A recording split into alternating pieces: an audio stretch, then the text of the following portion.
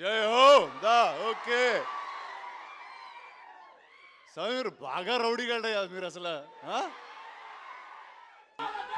నేను చిన్నప్పుడు మెడ్రాస్ నుంచి హైదరాబాద్కి వచ్చినప్పుడు ఇక్కడ సినిమా ఇండస్ట్రీ లేదు, స్టూడియోలు లేవు, ఏమి లేవు, రాళ్ళు రప్పల మధ్యన వచ్చాం మేము. యాక్చువల్లీ ఏంట్రా మత్తులో మాట్లాడలేదురా, మామూలుగా మాట్లాడుతున్నాను రా రే.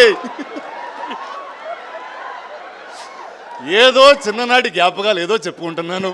చెప్పుకొని ఎవరా నన్ను, నేను ప్రిపేర్ అయ్యి బాగా వచ్చాను మీతో ఏదో మాట్లాడేద్దామని, అసలు ఆగనివ్వట్లేదు. ఓకే కానీ చెప్తాను. సో ఆ టైంలో ఇక్కడ అన్నపూర్ణ స్టూడియోస్, పద్మాలయ, రామానాయుడు స్టూడియోస్ ఇవన్నీ కడుతున్నప్పుడు వాళ్ళందరూ మాట్లాడుకునే ఏంటో తెలుసా, విజయవాణి స్టూడియోలో ఇలా జరిగిందంట, ఏవిఎం స్టూడియోలో ఇలా జరిగిందంట అని, ఇలా స్టార్స్ గురించి.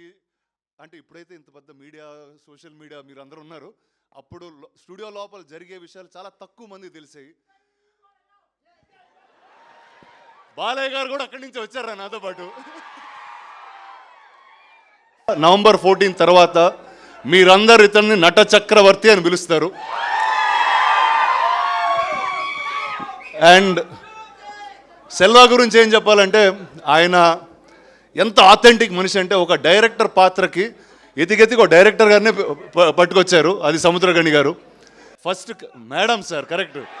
సో ఆ మేడంని ఫస్ట్ పట్టింది మేమే, కానీ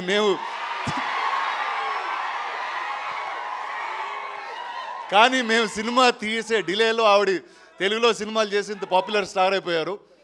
so I don't have to say anything, welcome again. And ఈ సినిమాకి మ్యూజిక్ మొట్టమొదటిసారి నేను సినిమా చేస్తున్నాను అనగానే ఆదిత్య మ్యూజిక్ వచ్చి తీసుకున్నారు ఈ music. Sir thank you sir మీ సపోర్ట్కి అట్ ఎనీ పాయింట్.